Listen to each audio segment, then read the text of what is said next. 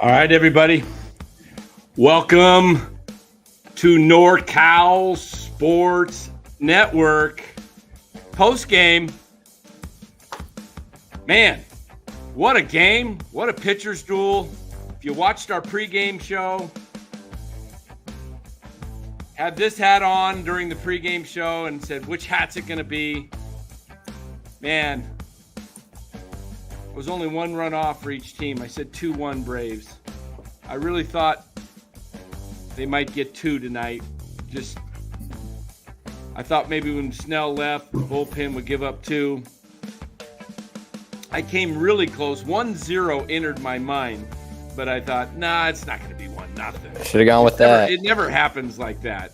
I thought about it. I thought 1-0 game, but then I thought, nah, somebody will get two. But anyway, guys, let's kill the band here, everybody. See you, band. See you, Dan. Okay. But welcome, Bora. Thank you. And welcome, chat, as we get into this tonight. First, want to thank everybody for joining NorCal Sports Network, the leader when it comes to Giants baseball coverage. We got you covered in the pregame, postgame, little morning. What are we calling that show again? We just started it this morning. I always forget the name of it. Like a little morning show. Yeah, we called it Game Plan. Hot takes of the morning. Hot takes of sports. Morning game plan. Something like that. So, but guys, welcome. Really appreciate it. We're going to be covering some topics here tonight. We'll do a game recap. We'll pick a player of the game, break down the game, highlights of everything that happened. So we said when we get to our standout performances, we will pick a player of the game. Do we have a rule if we pick the player of the game, we can't pick the same guy? Yeah, that's the rule. Okay. All right. That is the rule. No picking the same guy. That would be boring.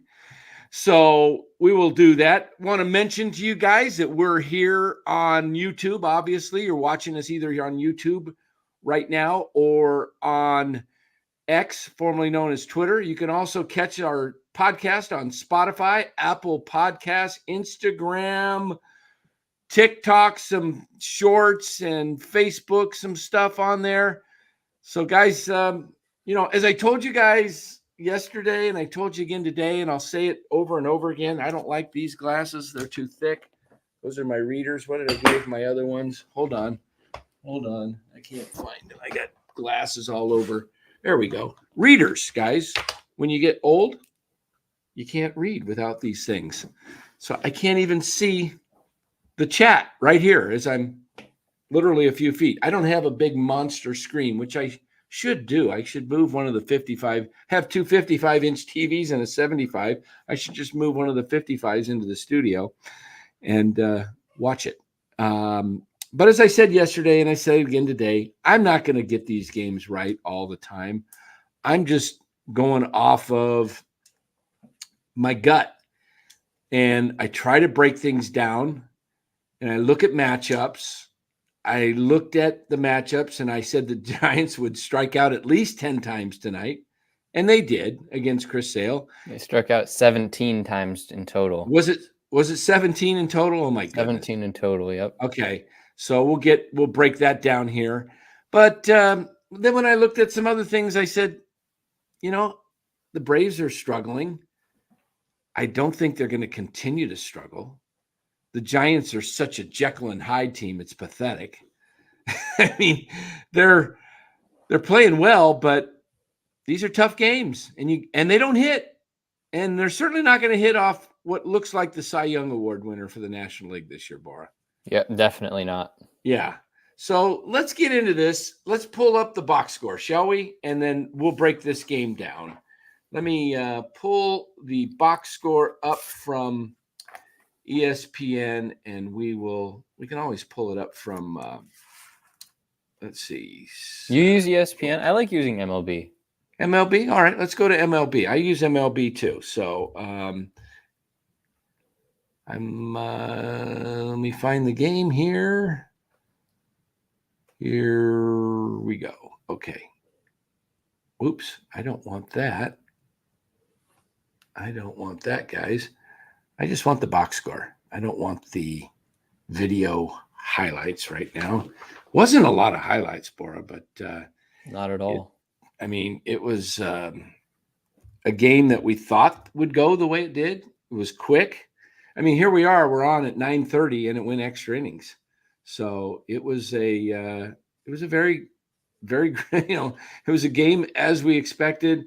So here we go. Box score. Let's pull this box score right up here for Bora and I to take a look and go over the game itself. All right. So on the Brave side, they had a total of how many hits? 4. Giants had 3. 7 hits in 10 innings. That's pretty crazy. Let's look at the Giants. Oh, they didn't give Fitzgerald a hit on that leadoff. That was an error. Yeah. They gave him an error. He didn't touch the ball. He just overran it. Even if they scored a hit, it's not a legitimate hit. Yeah, you're right. Error. Yeah. Canna 1 for 4. Ramos 0 for 4. Chapman 0 for 4 with 3 Ks. Ramos 3 Ks. Carcinon 0 for 3. Conforto 0 for 1 with a K. Yaz. I said he would strike out every time tonight in the pregame show, and I was going to make the most wonderful short out of that, but he got a hit off Chris Sale. Unbelievable. Whatever that inning was, 7th or 8th inning, I was like, doggone it, man. I wanted to just put that together and see. Luciano 1 for 4 and should have had that first one, the ball went under his glove. Riley, I guess it would have been a close play at first. So I think that was more of an error than. That's what I thought. But the mental error was the ball he hit to Riley, and he thought Riley snagged it on a diving in the air, and it popped out of his glove. But Luciano stopped. Riley bobbles the ball, throws it from his backside, basically sitting down. And Matt Olson, I don't know, is there any other first baseman in the league that would have been able to make that play? Maybe Freddie Freeman. Yeah, maybe Freddie. Olson is tall and lanky and like Freeman. But that was an amazing play to keep your foot on the bag and field basically a ground ball out to going, toward the I guess down the line it would have been, over there by the old bullpens. That's kind of crazy. Mm-hmm. So all in all, not the greatest night offensively for either team. It was a classic pitching duel. It was just you can get on the Giants offense. We know what this Giants offense is. They're not a great offense, and they're an especially bad offense when there are runners in scoring position. And you shouldn't have expected this team to put up 4 or 5 runs tonight against potentially the Cy Young winner of the National League. Chris Sale is having one of his best seasons ever as a big leaguer. The Braves have figured something out in order to keep him healthy. All you can do really is tip your cap tonight. I'm not gonna get it too harsh on the Giants offense. We've said it a million times. Dan has said it. I've said it. Los has said it. We know what this offense is. We know exactly who they are. I'm just gonna tip my cap to Chris Sale and be great job. 7 innings, 12 strikeouts, 3 hits. He didn't have walks. He threw 107 pitches. And I love to watch these type of games. I love to watch ace versus ace, classic pitching duel. On the other hand, Snell, 6 1/3, 11 strikeouts, 2 hits, 3 walks. It was just a great game to watch from a pure fan's view. It was great to watch both pitchers give it their all.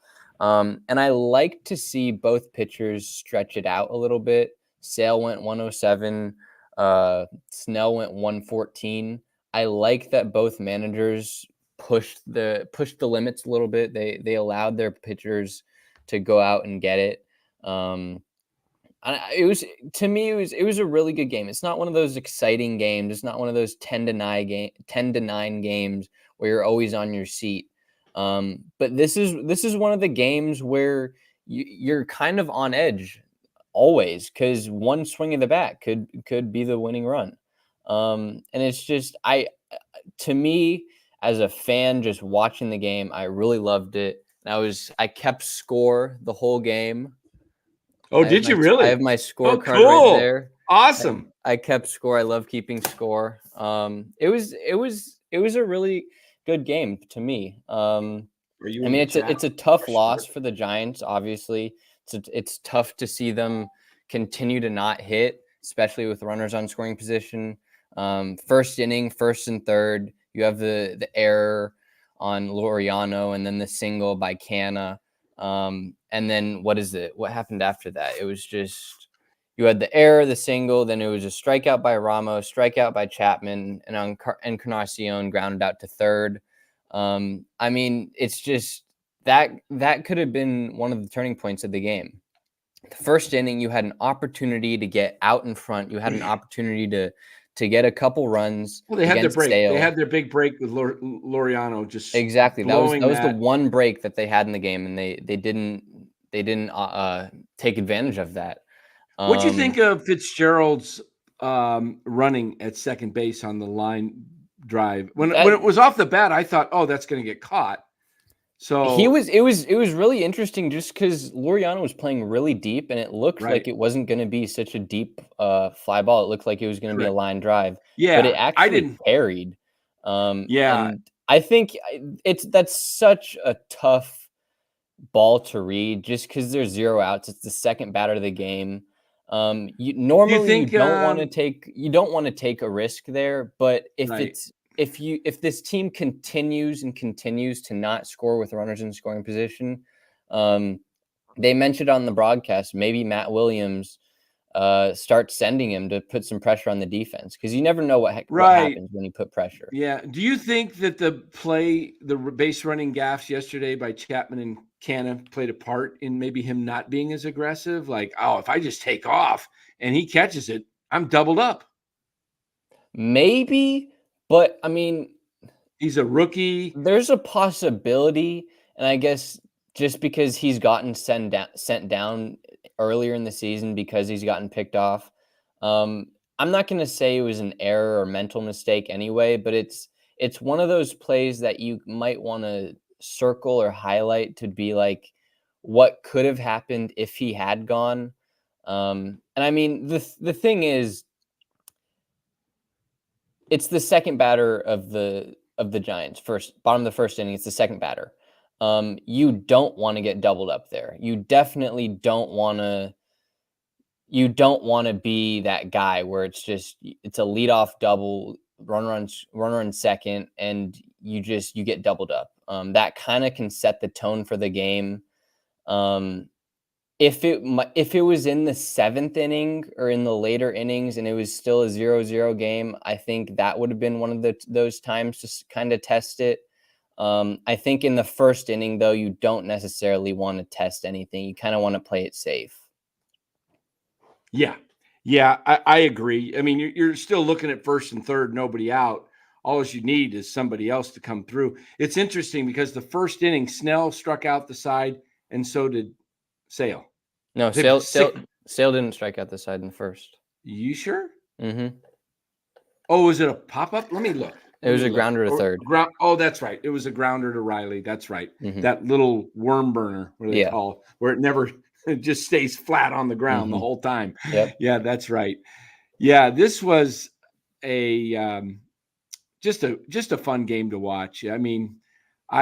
I said in the pregame, if you love old-fashioned pitching duels, Koufax versus Marichal, Gibson versus whoever, Ferguson Jenkins, or whoever of the day I used to watch, man, it was great. Lou Marston made a point in the chat, says you bench Luciano for a week and then you put him up against the Cy Young Award winner. I completely agree. I'm seeing so many people in the chat just going off on Luciano. He didn't play for, what was that, 6 games? Since August 5th, the last time he played. He didn't play for 7 days. 6, 7, 8, 9, 10, 11. Today was day 12. Yeah, today was day 7. He missed the last 6 games. There's an argument, like everybody is just saying, "Oh, Luciano's a bust. Luciano's a bust. Send him down to AAA." As a young player, you kind of have to get reps, and you kind of have to get in a rhythm. And if you're never in a rhythm, then you're never going to hit your stride. I think. Exactly. I mean, I don't know. They replaced Jorge Soler with Mark Canha and Marco Luciano. Farhan said at the deadline, Luciano is going to be the Soler replacement. I forget who said it in the chat. Someone said it. Your DH needs power. Yeah, I agree. That's why I was kind of against the Soler trade, because you didn't get better at the DH position. In fact, you pretty much got worse. Soler's hitting with Atlanta. He hit like 3 or 4 home runs in the Rockies series previously to this. Your DH needs to be able to hit for power. And I mean, Luciano hasn't had a home run in his 2 years up in the big leagues. He hasn't had one career home run in the big leagues. It's just I mean, I can see both sides of it. Like, as a young player, you do need to sort of push yourself and get those hits in timely situations and spots to be able to prove yourself. But at the same time, it can also take time. And you need some patience. Let's address this. Let's address this. Thank you, Dynamo Drums. I love the name. Dynamy. Is that how you'd say it? Diami Drums. Luciano again stopped running. Totally unacceptable. This is the 3rd time I've seen it. I'm a fan of his, but come on, run. What do you think? I mean, that is kind of unacceptable, but I mean, it's not like he did it on purpose. He thought that Riley caught it, and I agree. Like, that's your natural instinct. Natural instinct, but you should be running hard all the way. If he had ran hard all the way, he would have made it to first. Easily. So I'm not giving him an excuse. I haven't seen him stop running for 3 times. I mean, this is the first time I've remembered him kind of giving up on a play and not hustling. For the most part, I've seen Luciano be a hustler. I've seen him hustle. I've seen him run the bases pretty hard. You know, I'm going to say this. How many times have we seen a guy line out and then guy makes a diving catch and the runner just stops? It's pretty natural when you're looking at it. He had it in his glove. He had it, and then he stopped, and then he started to run, and then he kind of slowed down again. I'm going to say this. I'm going to put part of this on, not all of it on Luciano. Yes, he should have run. He's at fault. He's at fault, but so are the Giants, because he's not playing. There's no rhythm to the game. When it's funny because I don't know. I think probably a lot of those guys would have stopped on that play. But again, he needed to run it out. It's a tough one to call. I put blame on both the Giants for not playing him, keeping him in rhythm, and on Luciano. He's got to show himself ready to be playing. He's got to earn that. That's the bigger thing. You get your chance. You haven't played in 7 days. You get your chance against probably the Cy Young of the year. You got to take advantage. You got to take advantage. When you don't play, you got to prove, like Ramos did. Look, I'm going to make them play me. That's what, and he'll learn from it. But you know what? That's what you get from playing. You actually learn. And so he'll learn from that mistake. It was a costly one. I don't know if it would have made much of a difference. They weren't doing much, with Sale anyway. Couple of other great things tonight. Casey Schmidt's tag on Bailey's throw, one-hop throw. Beautiful tag. The ability to grab that and slap that glove down as quickly as possible on the shoulder was a sight to see, tagging out Merrifield. The next thing that was exciting to see, I mean, man, did he hit that ball hard. That Sale, 104 miles an hour. I mean, total reaction by Sale to put the glove up, and the ball caught him. He didn't catch the Yeah. ball. The ball caught him. and he's lucky he caught that thing in his web, or he would be in terrible pain. If he caught that, I got my glove right here, guys. He stuck his glove out, and it went right there. Had he caught it right here, might have broke his hand. Or he would have been in a lot of pain. And he probably still would have been able to continue to pitch, but wow. What a hey, Greg Gayton, or actually Greg Dayton. Greg, you know what we got to do? I got to go in and unblock you so you can come in as Greg Dayton. You don't have to change your name. I'll work on that. Help me to remember that. But I'll make a note of it. Make a note of that, and we'll do that afterwards. We've got another super chat if you want to throw that one up there from. I got to get this right. Miami Drums. I think it's almost like Miami. That's an interesting name. He jogged a second his first time up this year. Oh, okay. Maybe. I don't remember that, but I'm going to take your word for it. Yeah. Carlo P likes that, huh? You like that when I whip the glove out? I'm a Rawlings man. This one is a Rawlings. I grew up with a Rawlings glove, but when I was in my 20s, I needed a new glove for softball. Did you ever use a Mizuno? No, I've always used. You've seen Mizuno, right? I'm a Wilson. What, you've been a Wilson? A Wilson guy? Yep. Yeah. I've never worn a Wilson. I don't know why I didn't like the Wilsons. I love the Rawlings gloves. I had a Gary Maddox glove as a kid. Really? It was a big glove like this, man. It was outfielder's glove, But I don't know. Do you like an outfielder's glove or an infielder's glove? I like an infielder's glove just because I can form it a little better and I can catch it a little better. It's such an. I mean, yeah. Yeah, an A2000 mark. An A2000, nice. Yeah, I've tried Wilson's on, in the Big Five or Dick's Sporting Goods or wherever, but. It's funny because when I go to a sporting goods store, I don't need a glove, but I just go look at the gloves and the bats. It's just fun, Let's pick a player. Pick a player. Who goes first? You want to go first or me? I'll go first.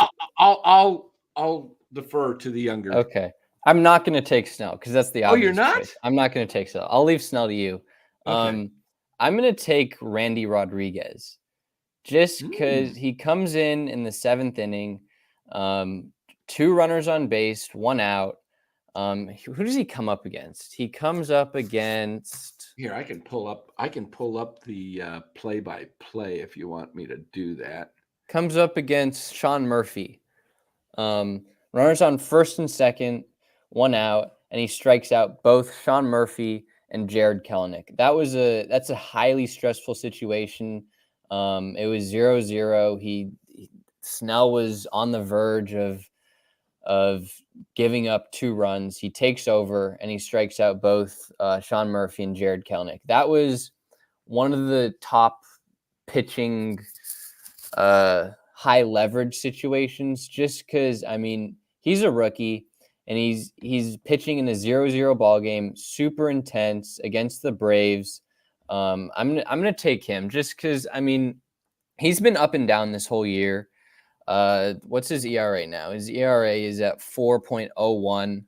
I'm gonna take. What him. inning was that? The 8th or 7th? 7th. 7th. Let's take a look here. That would have been the top of the 7th. Right there. Yep. Murphy struck out singing, and then he got Kelenic. 2 strikeouts swinging.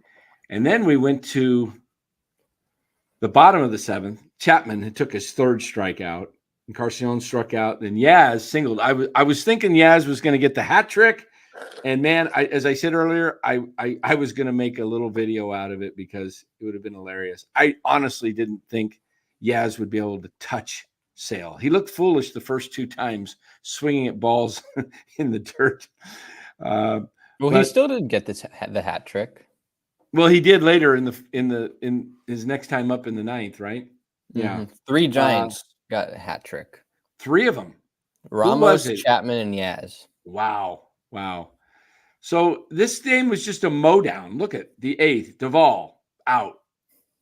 Merrifield ground out to pitcher. Soler struck out swinging. Bottom of the 8th. Okay, let's get to some of this. What inning was it that they had been on base and Bailey was up? Was it the 9th, 10th? Where was it? Was it the 10th? Where was Bailey? Yeah, here it is. You had nobody to bat for Bailey tonight. He had to, well, he was up with his left-handed side, so that was the best bet. But there was a point somewhere in the game when Bailey, I thought Bailey was up with some runners, and wasn't he up with like in the what inning? 6th? The second he was up with a runner on first and he struck out, but nothing other than that. I thought in the top of the 10th, you're only down by 1. I would have liked to see a Yaz bunt. Be a little selfless. Just bunt, get the runner over. He ended up striking out. Luciano struck out after that. But I mean, I haven't seen them consistently be able to hit with runners in scoring position. That's been their fatal flaw this whole season. I would have liked to see a bunt there. Just get the runner over to third, and then you just need to rely on Luciano. Get Luciano up in the clutch. If you want to pinch hit for him, that's fine. I mean, do that. But I mean, I don't know why you don't bunt with Yaz. It doesn't make sense. He'd already struck out 2 times. I would have loved to see a bunt. Just play for the tie. You don't need to play for the win. Just play for the tie, get 1 run at a time, and just keep going from there. Here we go. James.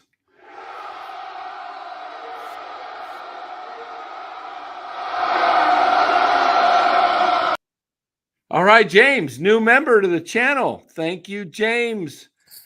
Everybody, that is like number 8, I believe, on the members. James says, hopefully we make the playoffs. Well, James,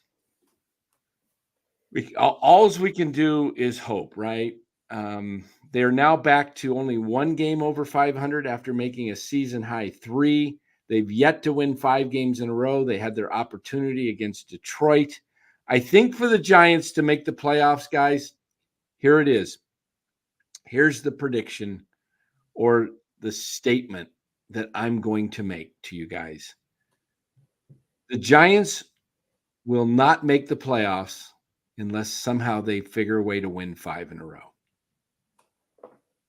How's that?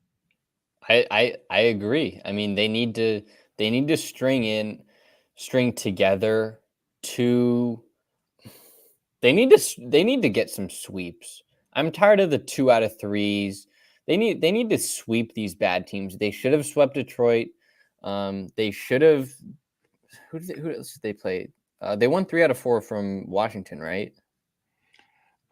They did. They won 3 of 4 from Washington. They won 2 of 3. They should have swept the Reds, and they should have swept that Oakland 2-game series. They need to sweep the White Sox upcoming. They need to sweep the A's in this 2-game series, and they need to sweep the Marlins. Well, I'll tell you, their best chance of winning 5 in a row starts toward the end of this trip, okay? And that is, or the end of this homestand. You've got Logan Webb going Thursday against Max Fried. Fried's coming back. He's only pitched twice. He's been a little bit out of rhythm. He's not the Max Fried that he's been. He's working his way back in to getting back into a groove. So I think the Giants can take Fried on Thursday. That's win number 1. You have Friday off. You go to Oakland for 2. You can win those 2, and then you come home for the White Sox for 3. So this is going to be between Thursday and the White Sox series is your opportunity to win 5 in a row. Mm-hmm. And I think if they do that, I'm not saying they will make it, I'm not saying they will make it. I'm saying it's their only chance to make it. I may have said they will make. I'm not sure. Because of September being such a brutal schedule, and the end of August is not easy too. You got Seattle and Milwaukee, 2 road on the road. On the road. So they've got to they got to make their move right now. They cannot squander what they've done the last 12, 15 ball games, whatever it's been. They were 13-5, something like that. Los said yesterday, I think it was. Was it 13 out of in 5? We could take a look here and see what they were. I thought they had won. Let me see here. I'll pull it up right here, guys. I've got it handy right in front of me, and I will show the chat. We'll take a look and see what the Giants have done in their last. Okay, let's pull up game. We'll start with the Colorado series, right? When they won 4. Mm-hmm. Okay, so they were 50-55, right? Yeah. Okay. No, they were 49-55. Okay. Now they are 61-60. So 49 plus 12, that's 61. And they've lost 60. So they're 12-5. Is that right? Am I doing my math right? 40. Oh, wait a minute. They were 48-54. So they have won 13 and lost 6. So they're 13 out of their last 19. They were 13-5 going into tonight. They're 13-6. So now they sit at, well, tonight's score is not in there. So 61-60. That's where the Giants sit. They are now lost a game to the Braves. Let's take a look at the wild card standing, shall we? Because I don't know what happened in the rest of. I don't know why my ESPN the type got small, but let's look at the wild card. Is that showing? Nope. I got to pull up a different screen. Okay. All right. There's the wild card standings. San Diego. Or the Diamondbacks, what's going on with the Diamondbacks? They've won 4 in a row. Diamondbacks played tonight, and they won again, 5-4.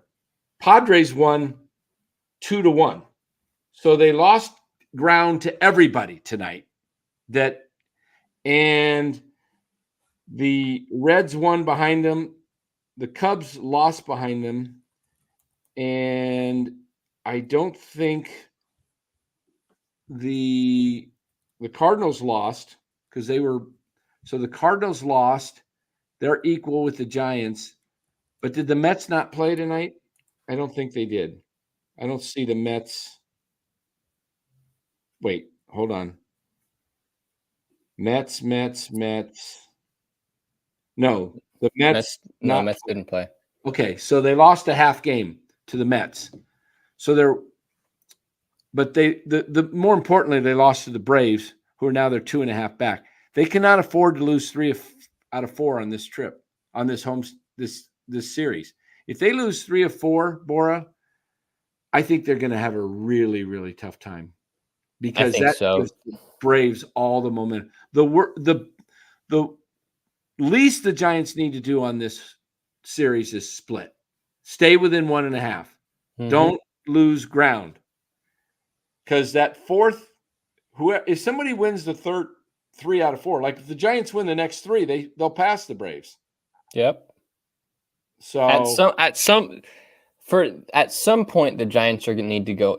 The Giants are going to need to go on a run, whether it's winning 6 in a row, just winning 4 series in a row. At some point, whether it's in August or September, they're going to need to show the fans, the league, that they mean business and that they can do something. They're going to need to go on a run.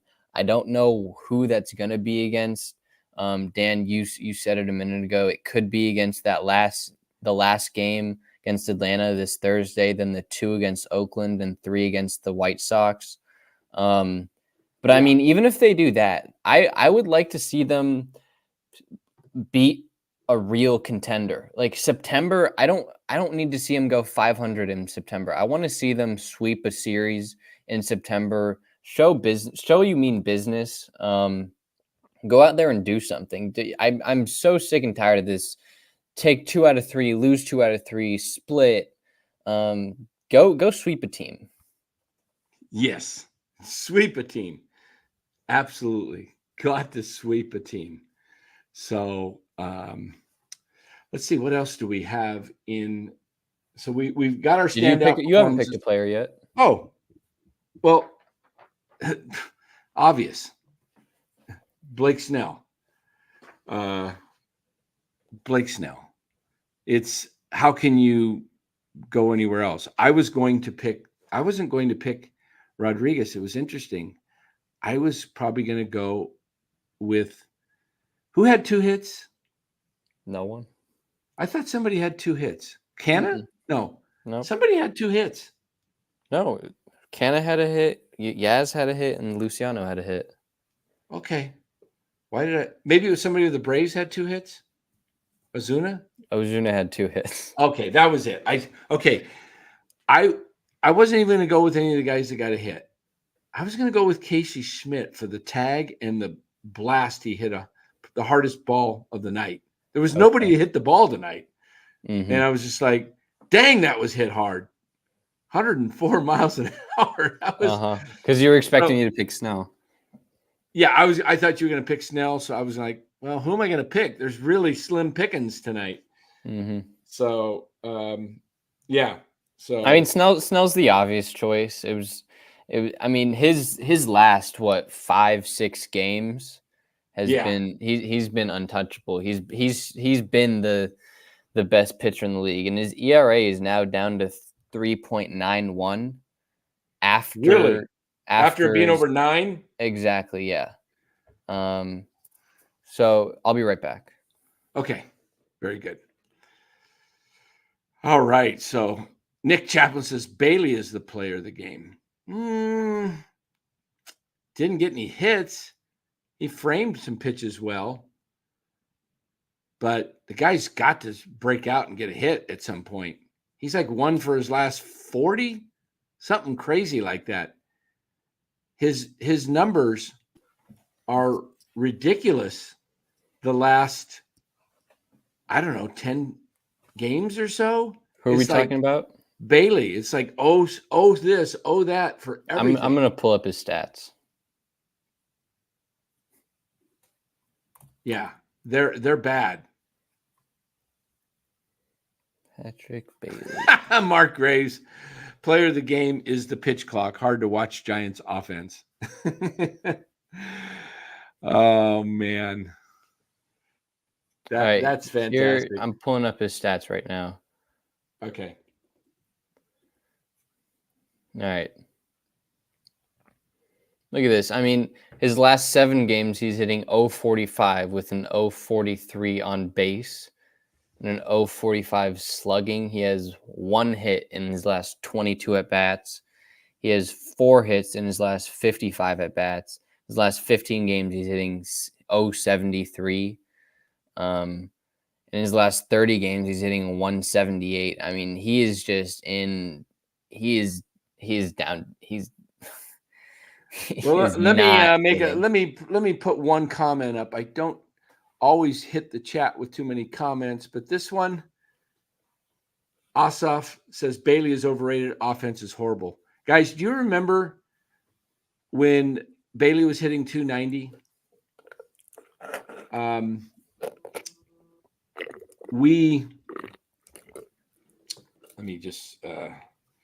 When Bailey was hitting 290, I told you he's going to hit in the 240 range. He'll hit below 250. Just watch. And people were saying that, oh, you're so negative, Dan. You're just so negative. I'm saying, guys, I'm not always right, but I have hunches based on my 54 years of watching the game and watching guys' tendencies, and I could see that his right-handed swing is not good at all. And left-handed, he hits the ball generally pretty hard, but he looks very tired to me. He looks run down. I would give him 2 days off this series. I would let Casale put Casale in the next 2 games and let Bailey get 2 nights off for rest, and then let him catch Webb. Because he needs some time off. You know who would be great right now, Dan? Who's that? Joey Bart. Joey Bart. Joey Bart. Yes. We can keep on saying it. It made no sense how they just kept him off the roster. They signed Tom Murphy for $8 million it was a 2-year deal worth $8 million. That was a bad signing. Bart, you never needed to get rid of Bart. He could have been your backup catcher, and his potential is still there. Yeah. I mean, he's hitting this year. Yeah. Well, I wanted to show something to my our good friend who's in the chat. One of our mods. See if he's in here. I know he's in here somewhere. Has he made any comments? Matthew, who watches the show all the way from Atlanta at 1:15 in the morning right now. He's watching. So when we go to 11, he's up till 2 watching us sometimes. Matthew, I want to show you something that is pretty cool. Oops, hold on here. Let me kill that, Laura, that screen there. And guys, this doesn't have anything to do with the Giants. This is just a little fun on the side. I won't be playing this often, but he says, I'm here. Take a look at this, Matthew. Oh, I can't play. Here we go. Fantasy baseball standings. I promise I won't show it often, but there it is. From worst to first, at the top right now, a half a point in the lead. I don't know how we got there, but we're there. I was down at the bottom struggling. Matthew took over the team. We started working a little bit together, and who knows if it'll last. Hopefully it will, but the name Dodger Dan Domination is just a joke. You make a joke of your team's name in fantasy, okay, guys? So just wanted to show that. That's it. No more fantasy. That was it. Anyway, so I mean, back to Bailey. It's obvious he's tired. I mean, he has catcher's legs. Most catchers tend to wear down towards the end of the year just because there's so much stress on their knees and legs. But this is extreme. I mean, he's hitting. I'll pull this back up. He's hitting 0.26 in August. He has how many hits does he have in August? Does he have one? He has 1 hit in August.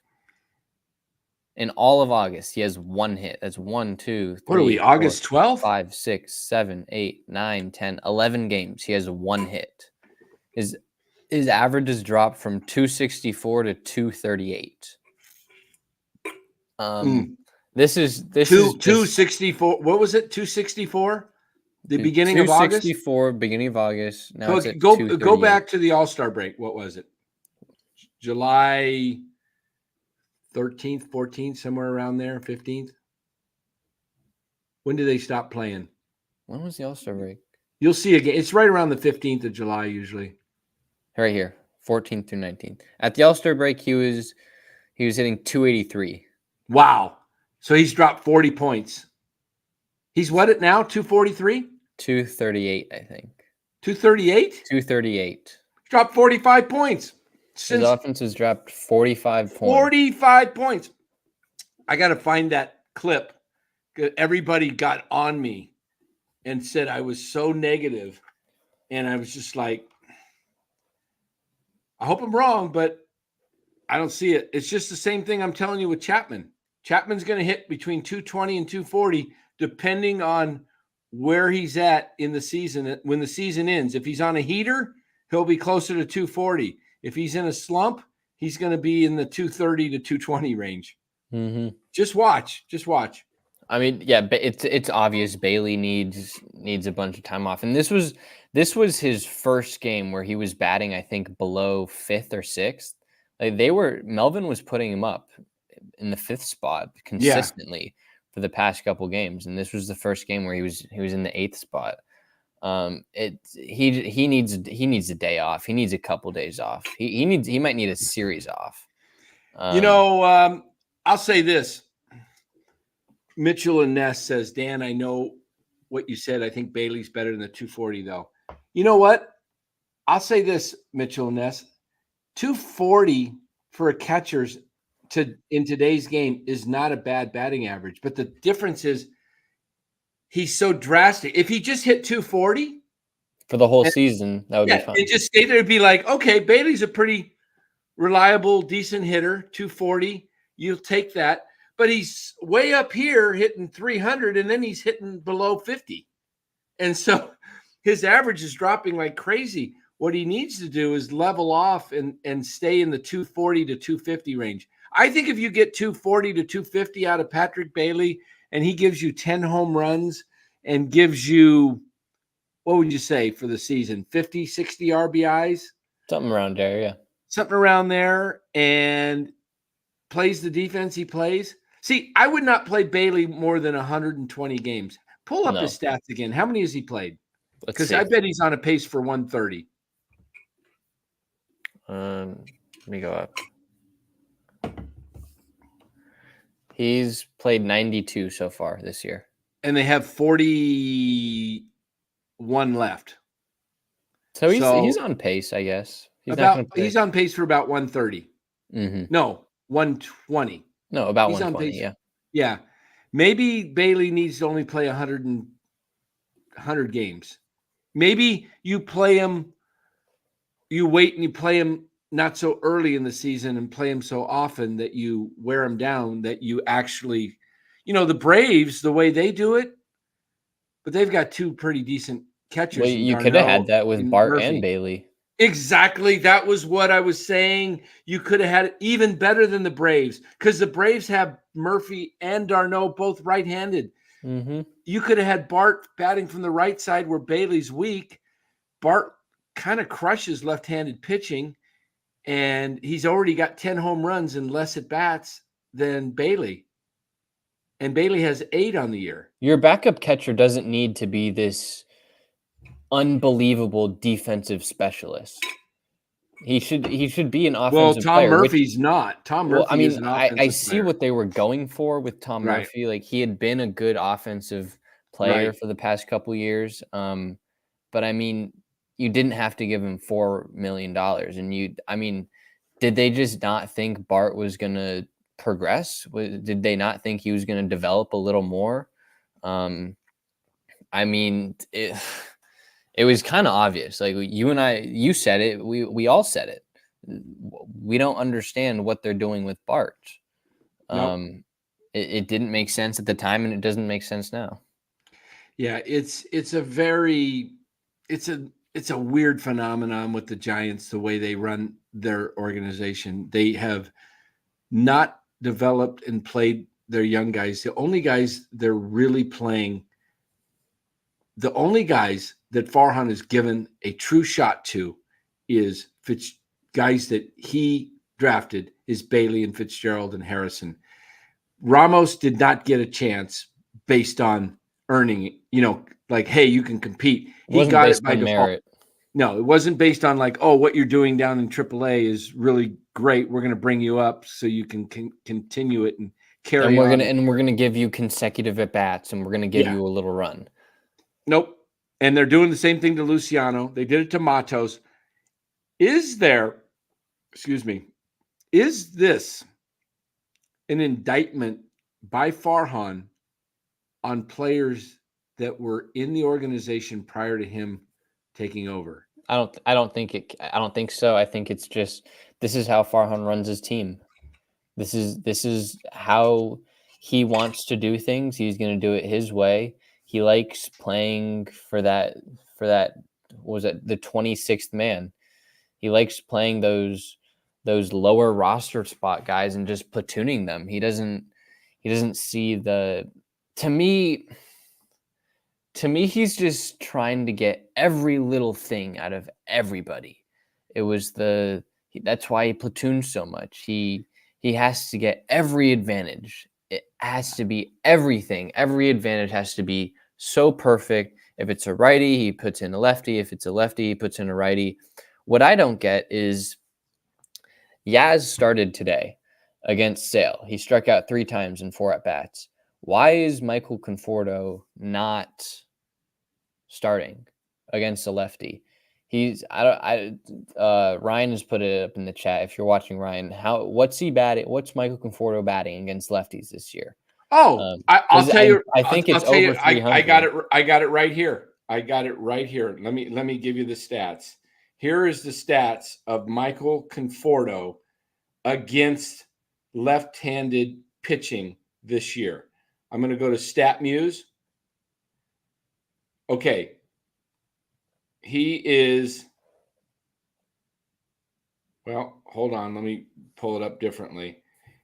He's batting .316 with 5 home runs, 17 RBIs, and 85 plate appearances against left-handed pitchers this season. Why, Farhan, are you putting Yaz to face Chris Sale when you have a veteran in Michael Conforto who's hitting .316 with 5 homers, 17 RBIs, with 85 at-bats against left-handed pitching? I don't understand that, Farhan. And I know that it's you that's making this lineup out. I don't think if Melvin saw that stat, I don't get it. I don't get that. And my goodness, let me go to a comment here from Lowe's. He just said 2 days ago, the casuals were so excited about a 13-5 run. Now the season is over. Casuals at their best, straight comedy. Yeah, they're the season's over. We lost. You know, I had If you don't believe us, here it is. Michael Conforto is hitting .316 with 5 homers and 17 RBIs and 85 plate appearances. Why is he being benched against lefties? Just let him play. How much are they paying him, Dan, this year? $18 million? Oh, yeah, it's 80, not 85 at bats, but plate appearances. How many at bats? 76, yeah. 76. I mean, that's a good sample size. 18, they're paying $18 million. Yeah, I don't get it. Conforto needs to play. And then who are the guys that call him Clown Fordo out there? What's going on? Come on. I mean, you can never – baseball is a game of repetition and streakiness. Every baseball player is streaky, whether it's pitching or hitting. You need to get a feel and you need to get into a rhythm. If you're not, Conforto's a guy who's been he's been an all-star. He's been, I think, in the MVP conversation a couple of times in his prime. And he's only 31, I think, or 30. He's not that old. Just play him. It's not doing him any good, and it's not doing the Giants any good to not play him. Because, I mean, he's your best bet. Instead of just platooning him with Gerard Encarnacion and Luis Matos and whoever is the righty outfielder that they're platooning him with, just let him play. Let him play. You're paying him $18 million. To Farhan, there's no conception of how much you're paying him. If Michael Conforto was making $25 million a year, he would still be platooning him. Just because it's unbelievable. It's just mind-boggling, Bora. And you know what it does, Bora? You're just telling other free agents, don't come here if you want to play. Exactly, because if you have a cold streak, you're not going to be playing. Yeah, and you're just going to get benched, and we're going to platoon you. Well, look at this. We've got number 10, Mark Graves. All right, Mark, thank you for joining as a member, NorCal Sports Network. Make sure you go onto the channel and you'll get some advanced videos that we're putting out. We're trying to put out different content, and we've got a crack crew working behind the scenes, putting things together. So thank you, Mark. Appreciate it, man. That is awesome. And hey, if you guys want to be a member too, it's only $4.99 a month.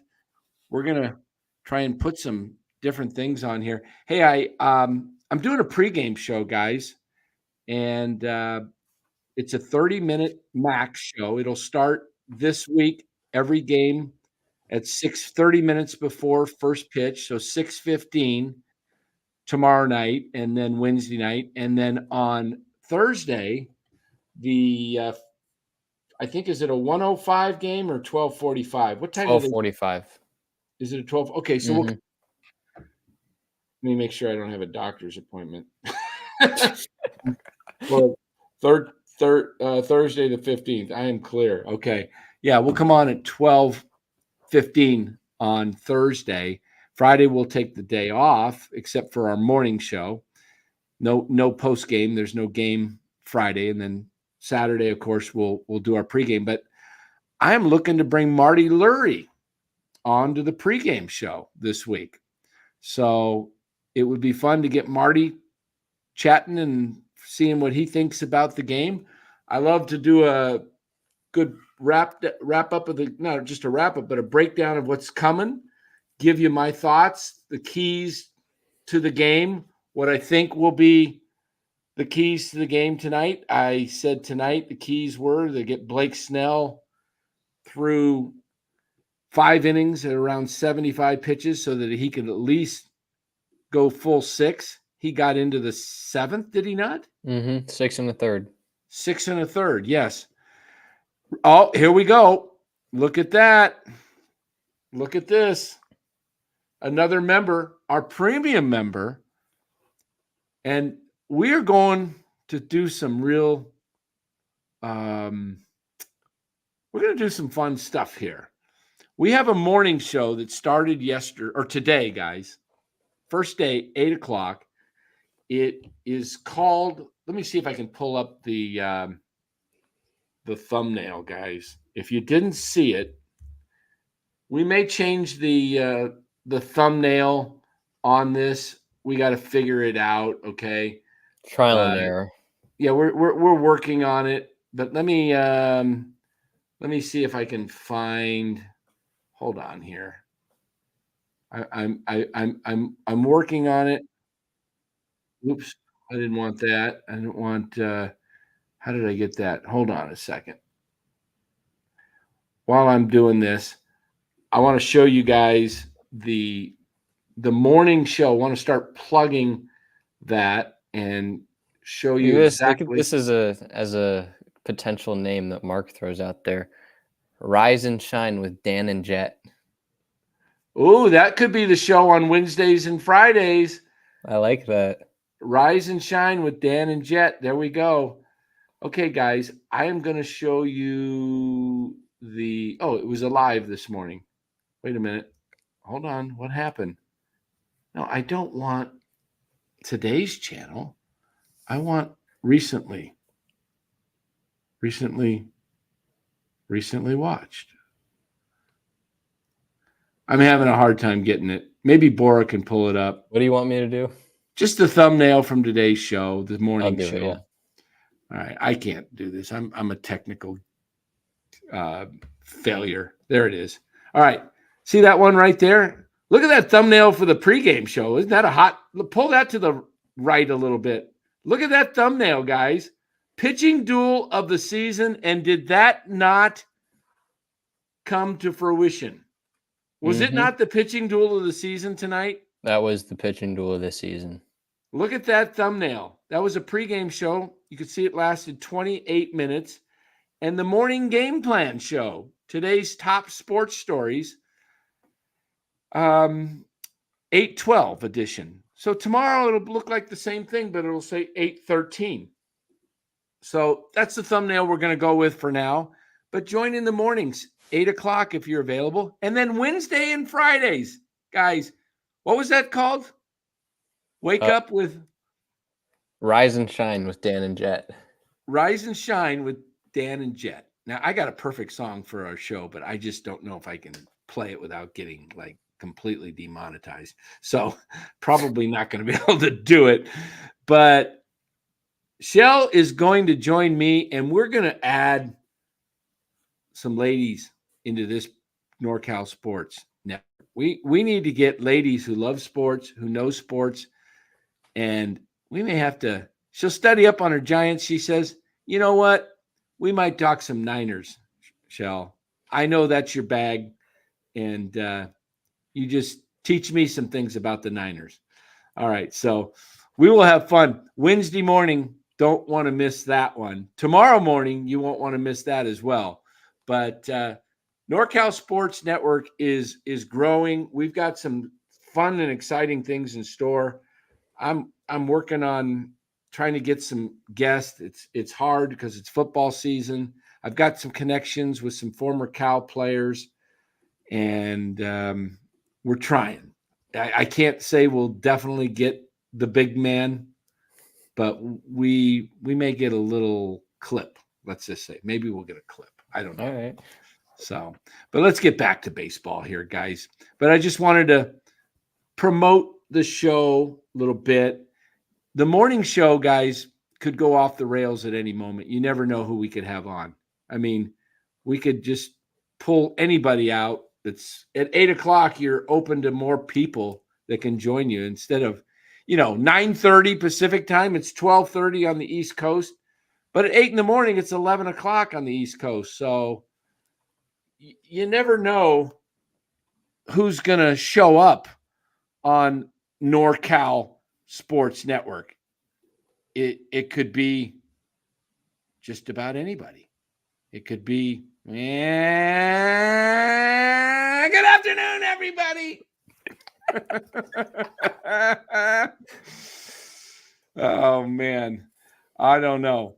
But anyway, so guys, we're kind of on the home stretch of this show. We're just over the hour mark. What do we have to talk about? What do we want to? I have a topic. What did you think of the umpire tonight? Who's CB Buckner. CB Buckner, inconsistent. You thought it? I thought it was fairly consistent. It was, well, I guess I should say this. Let me say this about him. He was consistent for both teams, but there were some calls that were outside that he'd call a strike, and then there were ones on the box that he would not call a strike. And that's what I mean by inconsistent. They were close, and you couldn't argue. I think they were within the, they weren't like drastically outside the box. But then there were some, like Snell put one right on the line, and so did Sale. Even Kruk and Kipe commented and said, "Hey, when Sale was pitching, he goes, that's 0-3 right now, the count." Yeah. I liked hearing Kruk and Kipe. They're not whining, and they give their opinion, they say it, but then they get over it. It's not like Dave Fleming who just goes off on the umpire. He was consistently bad. I mean, umpires aren't perfect. Most umpires get 90% of their calls correct. All you can ask for is they don't make egregious calls. Down by the ankles, up by the chest. It's just, I mean, the least you can do is be consistent. At least he was consistently bad. You always want the consistently good umpires who always call correct strikes and balls based on that box. But I mean, at least he wasn't inconsistent. At least he wasn't really favoring a team. He was pretty consistent on the outside corner, low, up high on the inside corner. I mean, he was giving some room. And he didn't make all the calls, but he made some calls. Yeah. I mean, he wasn't horrible. He wasn't like that umpire in Washington. The one time I did agree that was Fleming was okay to complain, but then complain for your, then let it go. Yeah. Don't just keep bringing it up a few innings later. It's kind of funny. Oh, but maybe that's what makes Dave Dave. I don't know. I like Dave. I like Dave too. I like Dave a lot. He's a good dude, and we're just giving him constructive criticism. Yeah, that's all it is. I think I love listening to Dave Fleming on ESPN when he's doing a national basketball or college basketball or college football game. He He gets excited, and he has a great voice. He has a great feel for the games, and he's really talented. I don't recall him always being this way with the Giants, but you know what I'm going to attribute it to, Bora? What? I'm going to come a little closer here. I'm going to attribute it to that he's a little frustrated watching this team play the last 5 years.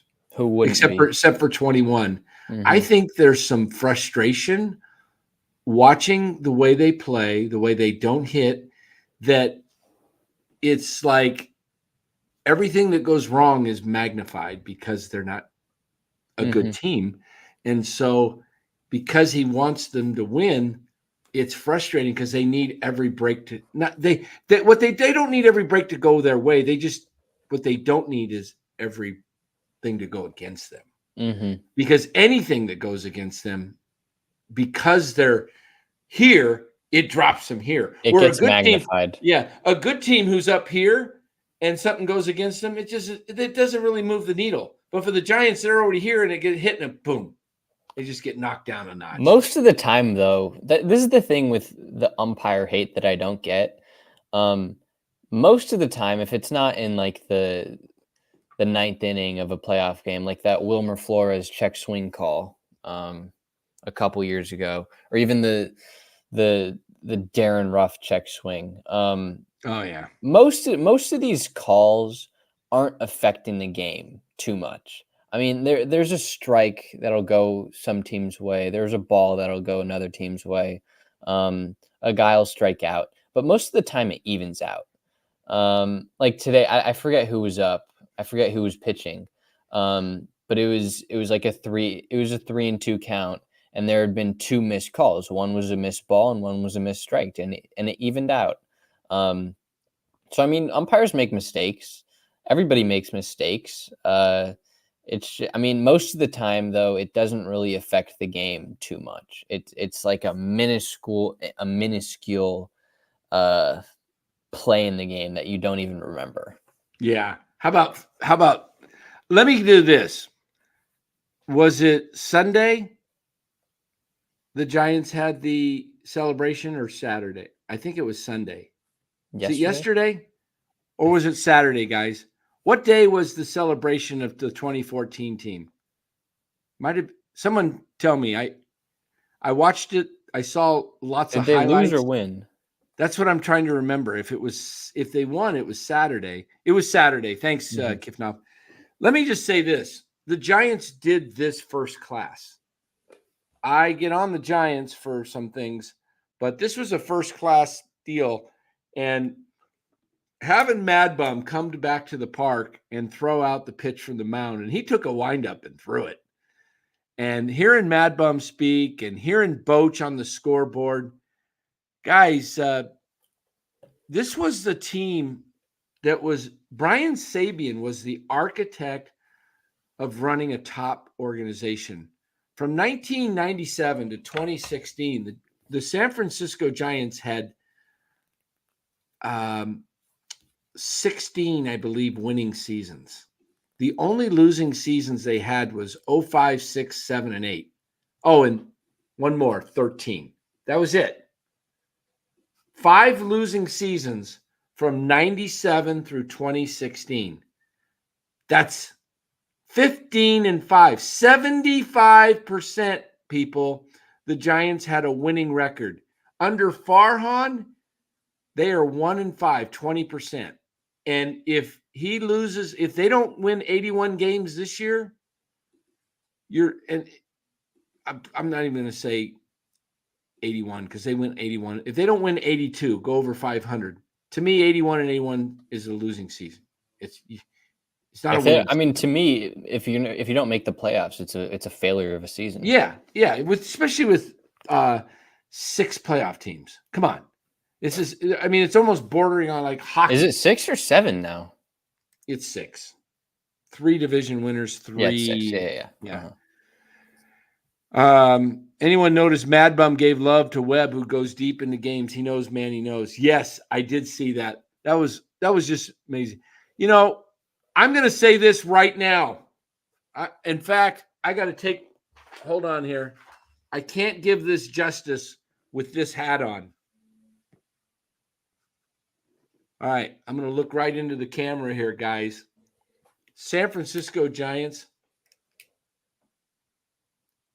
if you are listening,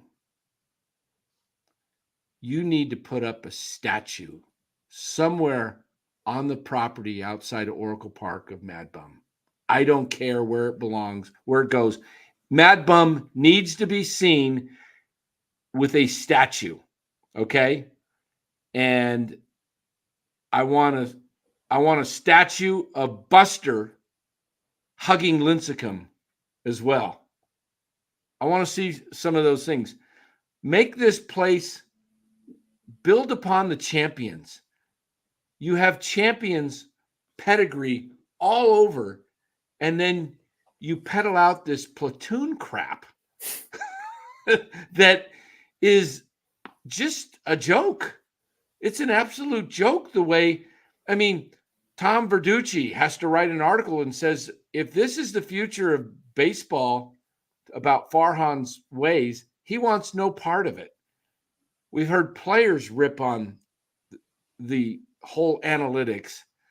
Look, guys, analytics are part of baseball. They're part of sports. I'm not kowtowing against analytics completely.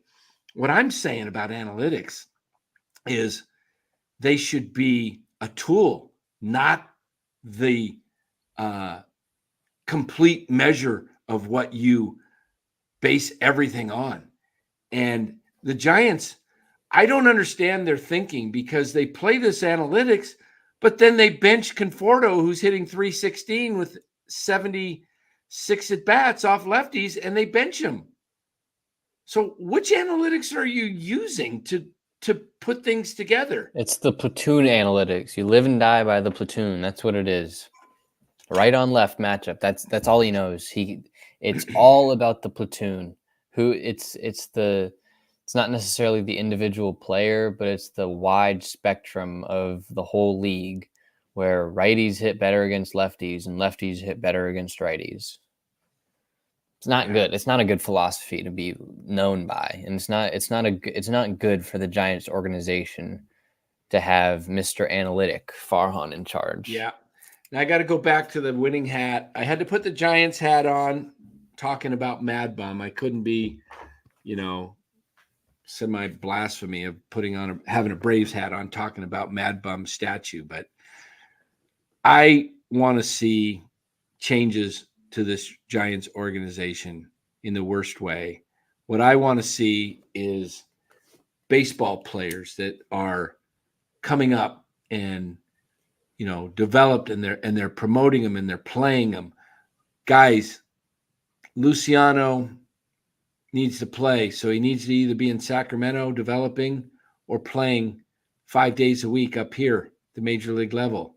If you want to sit him a day, you got 6 games, or if you got 7, you want to sit him maybe 2 games, but he needs to play at least 5 games a week, because you're stunning his growth and development. And now what are you going to do when next year rolls along? Are you just going to go with him again, or are you just going to keep doing this endless cycle of, if he plays well, we'll play him. If he doesn't play well, we're not going to play him? I mean, what does that teach him as a human being and as a player? Look what the Reds have done with their organization. Now they're fighting, they're in this thing, but they're developing these young guys. Spencer Steer, they're just, I heard him on one foul territory or something during the spring training this year, and he was talking about at bats. I believe he got last year. Mm-hmm. Was it last year? Was it? It was either Spencer Steer or I think it was Steer. But anyway, he said he was going to take the at bats, and he was able to make adjustments in the off season based on what he'd learned playing and what he needed to do to prepare for this season. And guy just hit 2 home runs tonight. I think numbers, if I'm not mistaken, 17 and 18 maybe. Guys, Ramos has he may not be an all-star going forward. We don't know. He could be, but he's learning the league even this year. While they're learning him, he's learning the pitchers, and he's going to be able to make more adjustments in the offseason. He's going to hopefully improve. And now he knows what to work on. He's pretty much solidified himself as a big leaguer. So now he doesn't need to focus on what he needs to improve to get to the big leagues. He gets to focus on what he needs to improve to be an all-star consistently. Exactly. And he gets to relax a little bit. He's not going to be stressing all the time. Yeah, I think next year they just need to make him the everyday right fielder. But I have a feeling what they're going to do next year. You know what I have a feeling they're going to do, Bora? What? I have a feeling Jung-Hoo Lee will be in center. Yaz will be back in right. And they'll put Ramos in left. And they'll just completely block Matos again from giving him a shot. If Yaz has one more year that they can tender him a contract of arbitration. They don't have to. They can just let him say, we're non-tendering you, you're gone. But he's going to be up closer to 10 million next year. He was at 8 this year, I believe. And he's having a decent year. Like by the numbers, he's going to be paid. Right. And so they will do it. Farhan will, because you know why? Farhan discovered him. And Farhan's going to use every last drop he can get out of him. And then once he's no longer a valuable commodity contract-wise, he'll say, okay, time to move on. It's like he did, he got as much out of Slater. He didn't need to pay Slater a dime. He could have just let him walk. But he signed him. So they'll bring Yaz back. You'll never find out about. Wouldn't surprise me a bit in this offseason if they, which I believe would be a huge mistake, to trade Luciano and Matos.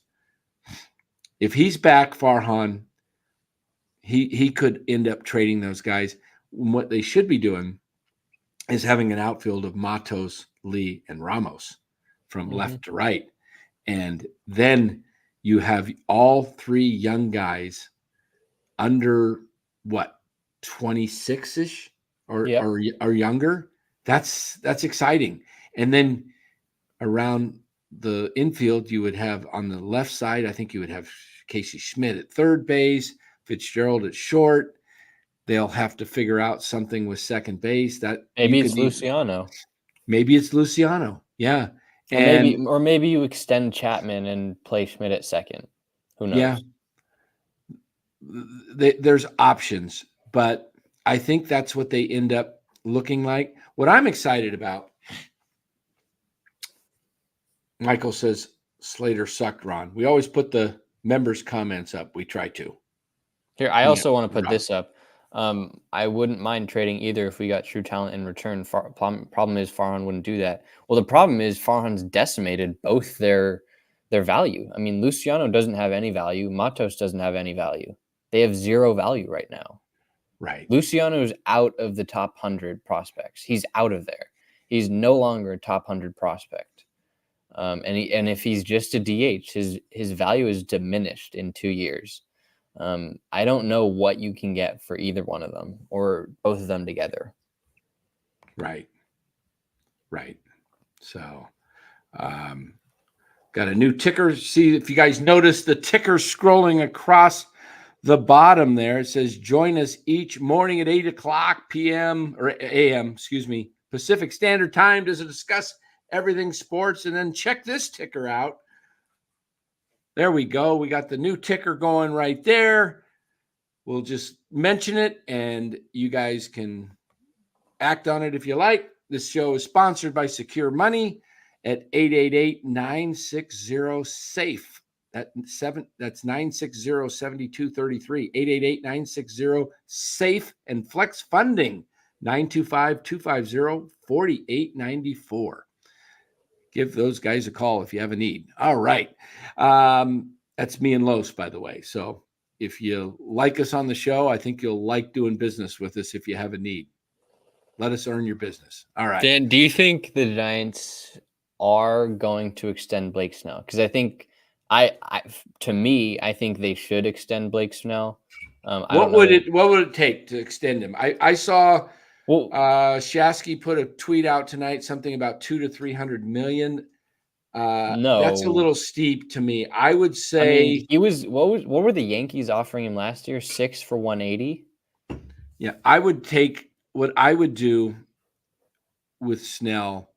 He's signed for next year. He can opt in at whatever that is, 30. It's either 30 or 32, whatever it is, total. Plus there's a bonus. I would just say, okay, Blake, how old is he now? 31? Let's see.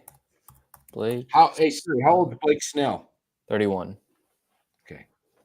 Blake Snell is 31 years old. Oh, hey, thanks, Siri. You did your job. Thank you. Have a good night.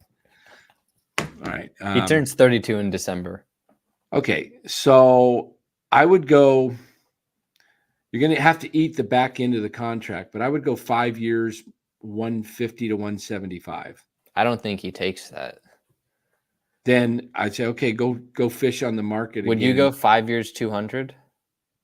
$40 million a year? I'm going to get 3. I should get 3 great years out of him.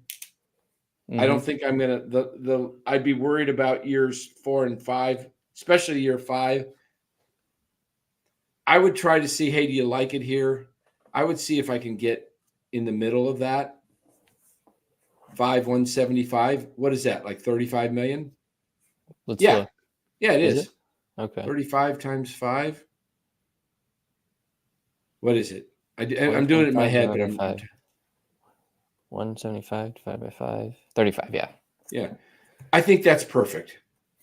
I don't think look, the longer he goes, you cannot get the AAV up there too high. There's that point, but there's also the point of Farhan wanting to sort of push over the top. If Farhan's in charge of this team, then you kind of want him and you need him to really go for it and just say, you know what, no, we like you here, you like us here, you want to be on the West Coast, we want you on our team.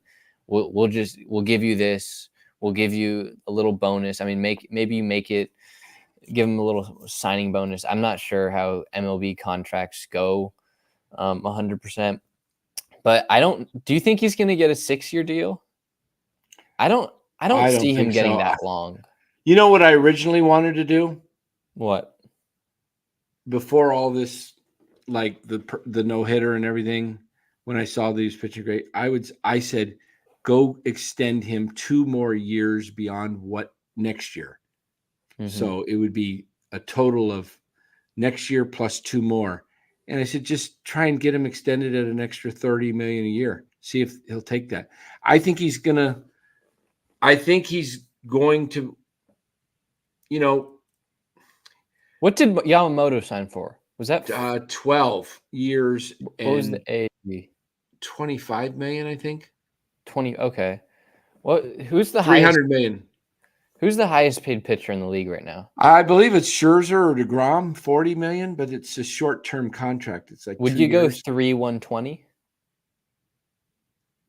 Yes, and then I would go 3/120. And then I would say, and that's it, no more. Exactly.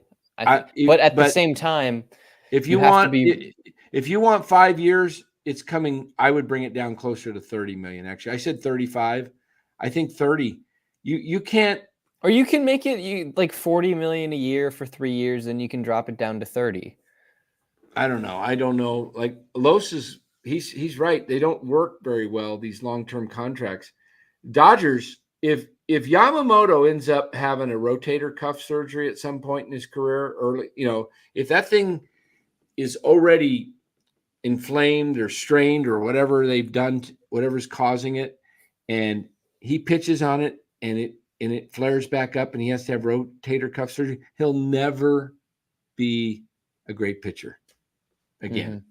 He'll be a journeyman. He can start, but he's not going to be dominant. Rotator cuff is not like Tommy John. I'm going to disagree with Los here a little bit. Oh, yeah. Yeah. Bring him into the chat and let's have a hammer session. Hammer on Lowe's. Lowe's, I'm That guy- coming after you. I think we all know he was lousy for 2.5 months. I don't know how A much. hot take by Bora.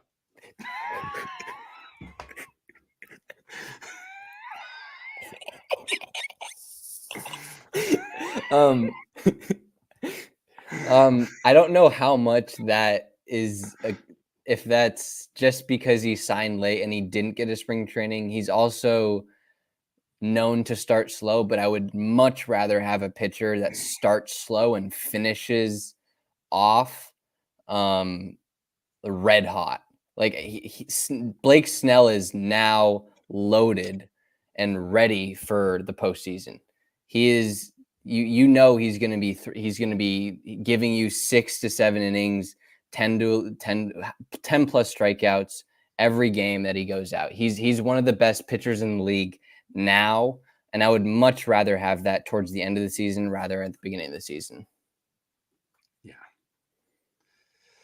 Yeah, it's interesting. Los has a comment up here where he says, talking to Ryan in the chat, says, "Did you?" Yeah, that was a comment I just. Oh, okay. Sorry. Okay, that's okay. All right, there we go. All right, I didn't see. Was it up? We got some laughter in here. We've got. Oh, gosh.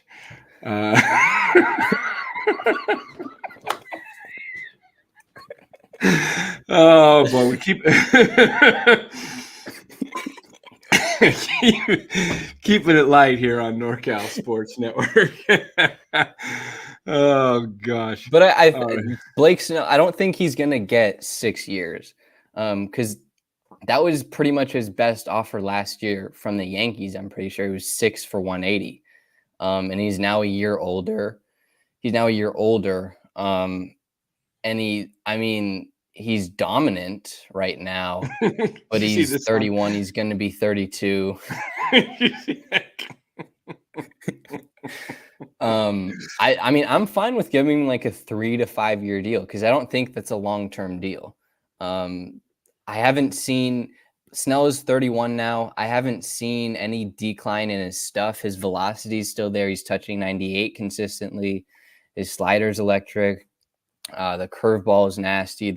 All his pitches are really. Well, how old is Clayton Kershaw? Let's see. Is he 36? 35? Kershaw is 36. Okay, let's take a look at Clayton Kershaw. Let me pull up the box score here. Let me go over here, present, to do. All right, here we go. Clayton Kershaw, winning pitcher tonight. Let's take a look at the box score on Clayton's line.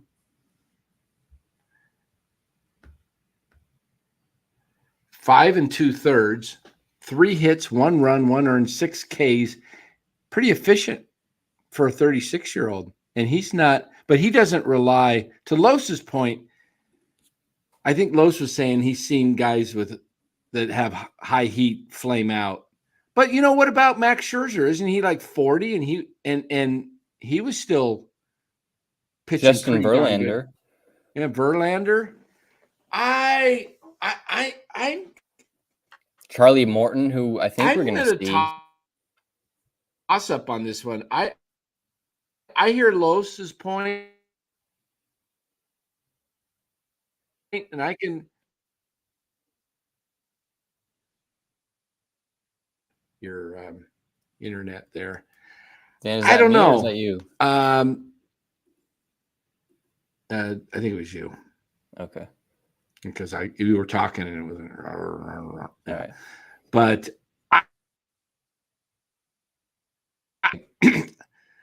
I think. Man, it's nice to have great pitching, but I hear Los's point and I hear yours. I hear the chat. I think I would go. Los says he loves my Jedi Bora challenging him. Yoda. Challenge Yoda. Yeah, who Don't talk to me, Bora. What you doing? Oh boy.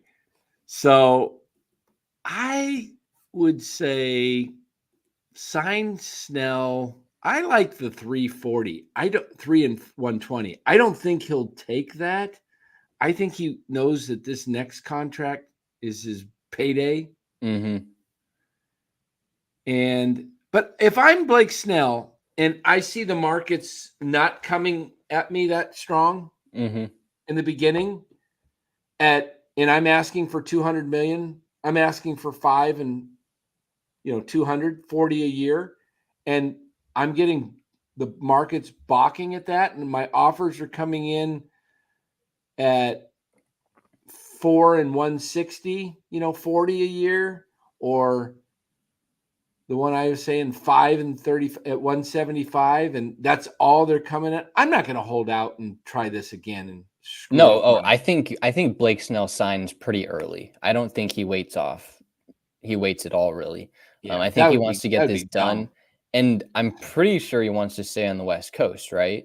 It seems that way. Yeah, Yeah, because I mean, he lives in Seattle. His wife and kid are in Seattle. He does this like youth baseball program, I think, in Seattle. So I mean, if we're just talking just on the West Coast, is it the Giants? Do you think the Padres get in it? Yeah, I can see the Padres wanting to get back in. Do you see the Dodgers in it, or I don't know with Yamamoto, and it's a lot of because money.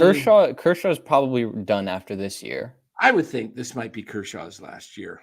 I think so. No, Seattle's not going to get him because Seattle has loads of pitching. They don't need any more pitching. The Angels maybe the Angels are out of it. I think it's pretty much the Giants and Padres if we're just talking on the West Coast. You could have Seattle possibly up there. I don't see Seattle. Seattle's rotation is loaded and they need offense. They're going to spend money on offense this year. I could see them going after Soto this offseason. Well, they've got a couple of good pitchers, Seattle. They got Wu, they got Gilbert, Castillo, Kirby. George Kirby. Yeah, they're wow. Does Seattle win that division or Houston? Houston. Who pulls that Houston's out? hot. Houston is red hot. They swept Boston. Did they play tonight? No, they lost to Boston today. No, they beat Tampa today. Yeah, Houston just swept Boston. Yeah, they beat Tampa today. Yeah. They're 63 and 55 now. Giants are going to look pretty foolish if Snell opts out and they don't make the playoffs. But if they can re-sign him and extend him, then it would kind of be a win. Well, you might want to re-sign him like be negotiating now. The question is Boris going to say, no, I'm going to take you out of the market because then I can leverage? That's what he's going to do. That's what Boris does. He tries to play everybody against each other. Yeah. I mean, if I were Snell and I liked it here, I would just be like, you know what? Extend me. Let's get this done, and you want to be a Giant? Let's be together.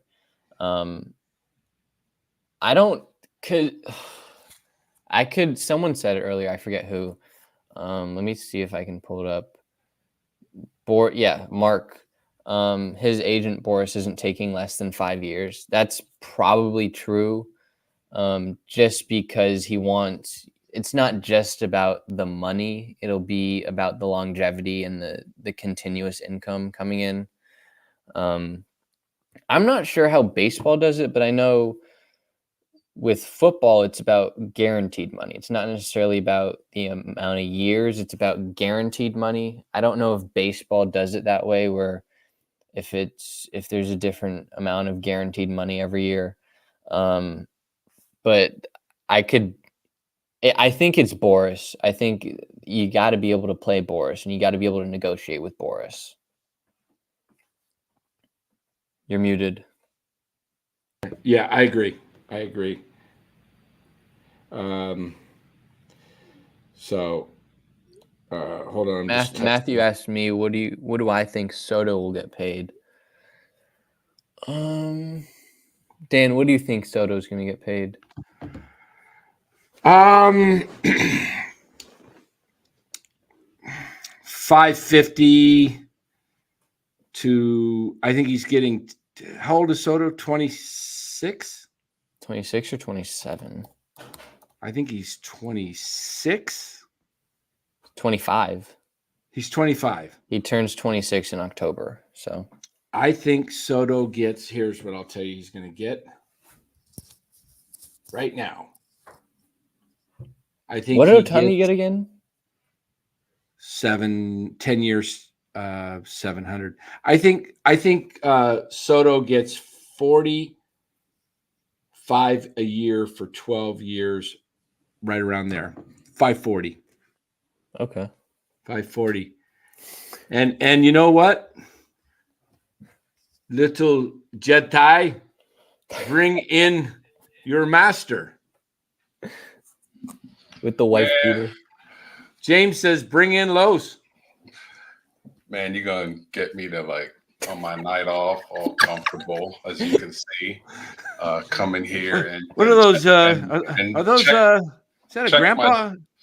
Is that a grandpa T-shirt? No, it's a tank top for people that have good size arms. No, man, that looks like somebody that wear out on the farm, man. Hell no. Come on, man. You know your boy has style. No, I love Bora taking that position. Another hot take by Los. his training is complete now that he's challenged his master. That's all good.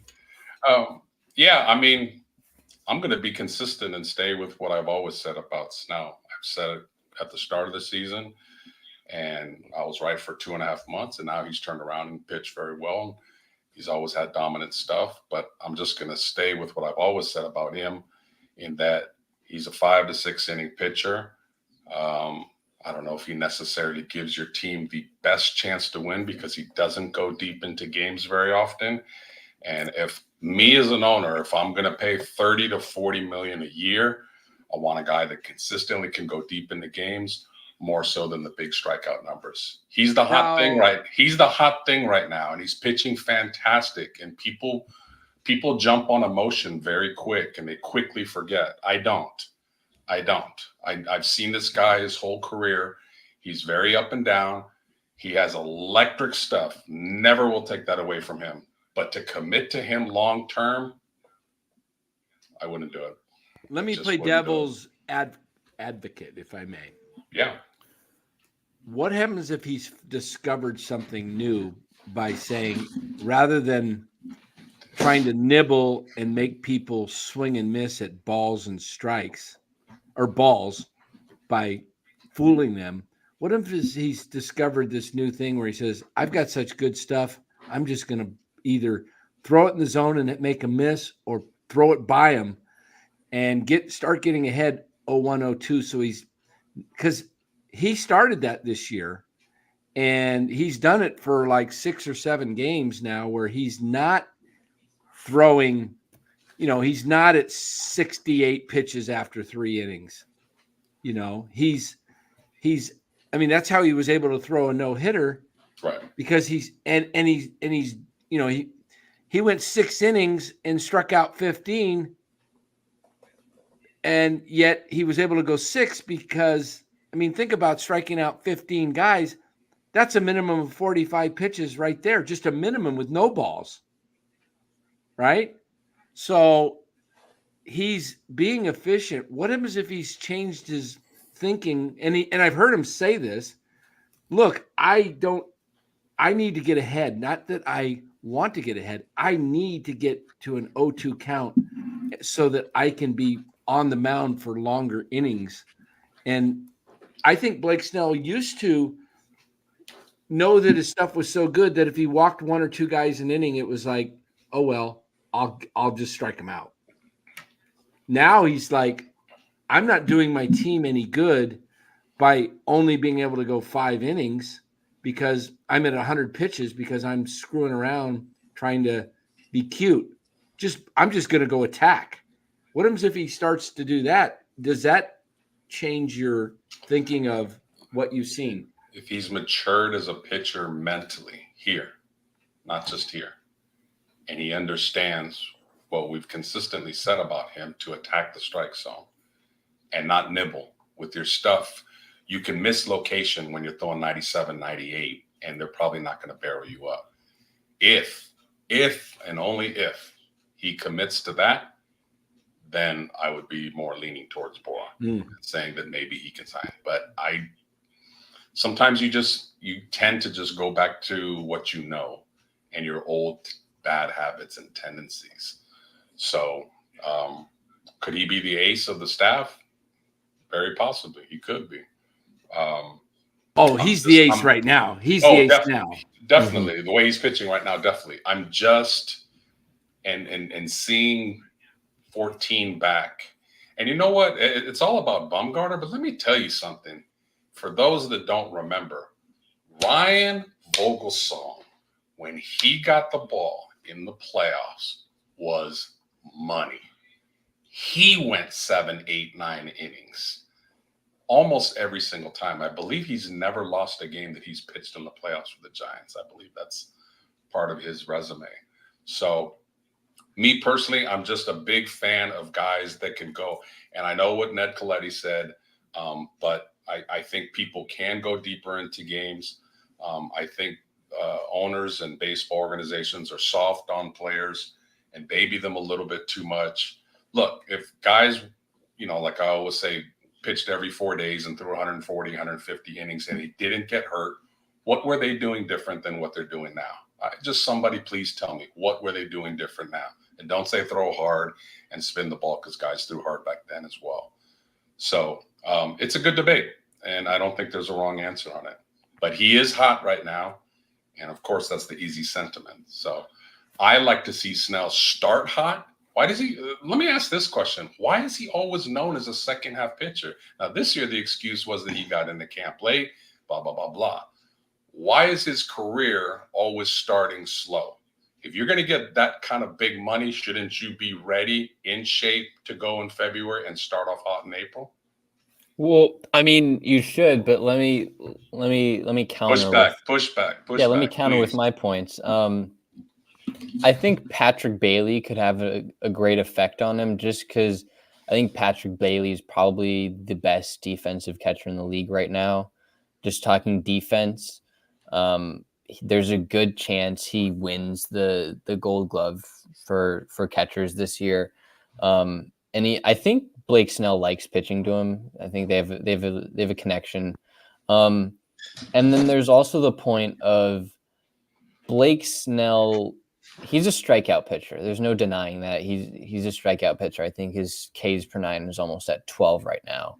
But he said it himself when he was throwing the no-hitter, he was getting a little tired and his pitch count was getting up there. So he had to not pitch for the strikeout. He had to pitch for contact. If Blake Snell can consistently do that on a lesser basis, to not consistently get those 10 to 13 strikeouts a game and just completely wear out your pitch count. If Blake Snell can go an inning or two with just pitching for contact, with locating, not throwing too hard, not throwing for the strikeout, then his pitch count will be better. It'll be less, and he would be able to go deeper into games. I think he might. I'm not going to say he has, but he might have unlocked something, because, I mean, this year was the first time he's gotten an out in the 9th inning, right? It's the first time he's gotten an out in the 8th inning, maybe.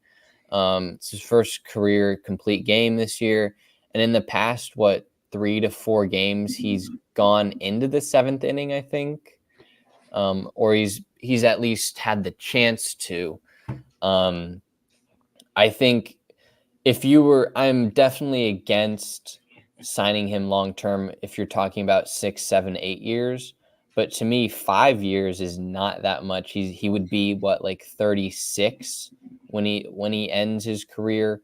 And you're basing this on him. If you sign Snell for 5 years, let's just say, you think your team can make a run within the next 5 years, presumably in the next 3 to 4 years, because he's on that 5th year. He's probably not going to be great. If the Giants think that they can make a run, and if they are committed to making a run, then having Blake Snell and Logan Webb at the top two spots of your rotation is pretty lethal, just because they're really different. Logan Webb isn't a strikeout pitcher. He's a contact pitcher. He pitches for the ground ball, and he pitches late into games consistently. He always goes 7, he goes 8, he goes 9. And his pitch, he's a true workhorse. I mean, he's going to lead the innings. He's going to lead the league in innings this year. He led the league in innings last year. He was up there the year before. Having the contrast between those two players, I think, is valuable, just because you're not going to be seeing 97, 98 consistently. So hitters are going to have to adjust, and there's going to have to be different game plans on a day-to-day basis. So I think having Snell and Webb being two completely different pitchers at the top of your rotation, and kind of having, I mean, Snell is a true ace, but they're kind of 1A, 1B. I think that would be really valuable, and that would also attract other players to the team. Because I mean, Webb is still young, and he's still a really good pitcher, but there's an argument to be made, like Dan, you've made the argument that he might wear out, but just because he's been throwing a lot of innings. If that happens, then I think being able to have a backup plan of Blake Snell and having that there, that's valuable. And it's not like the Giants don't have the money. They have tons of money to be able to get this done. For sure. It's pretty much just the years and how long he's able to last and what his longevity is. Because I mean, when Blake Snell's on, he's probably the best pitcher in the league. He's likely the best pitcher in the league right now. And I mean, Los, to your point of the first 2.5 months of the season, like, yeah, I agree with that. You don't want your top pitching performer, your ace, not performing in the first 2 to 3 months of the season. And he's historically not proven that in his career. But I would much rather have him just not be a great pitcher in the first half and just be completely dominant in the second half during that playoff push and continue that in the playoffs, than having him sort of be average throughout the whole season. Those are all excellent points, no doubt. I would counter, as you know I'm going to, and say, from a career point of view, who's had a better career, Clayton Kershaw or Blake Snell? Clayton Kershaw. How's Clayton Kershaw pitching right now? He pitched tonight. We were just showing his stats. He put 5 1/3. What's his stats for the year? Not too. He had a couple of tough games when he first started. What's his record in the ERA?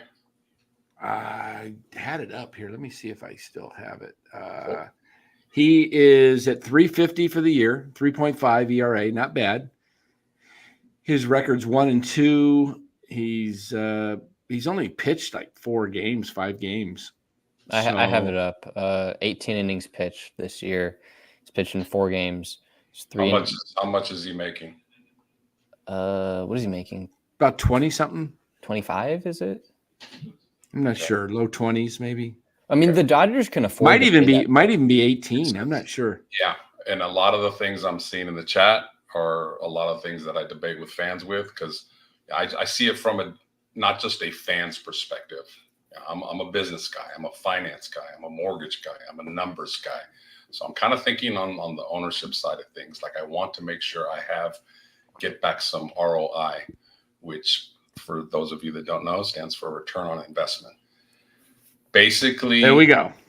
Clayton Kershaw, I just brought up that point. There was another guy named Kevin Brown that was as dominant as he could be, a starting pitcher, up until about 31, 32, and he got a huge deal from the Dodgers and was trash after that.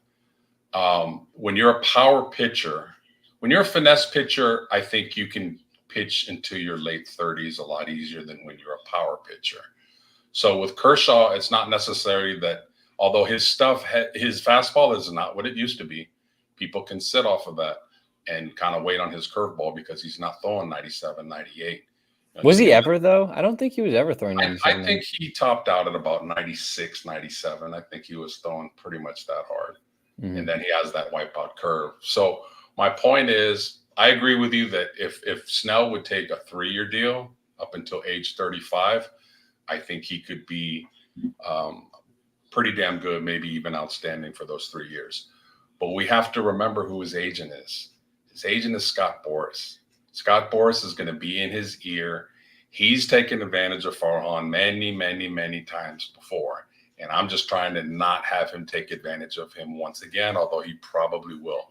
Boras is going to tell Farhan, if you want Snell, based upon what he did for half a year, you're going to have to pay him 6 years, probably 225 to 240 million. Now, if everybody in the chat is okay, are you guys okay with that? Dan, are you okay with 6 years and 220, 230 to 240 mil?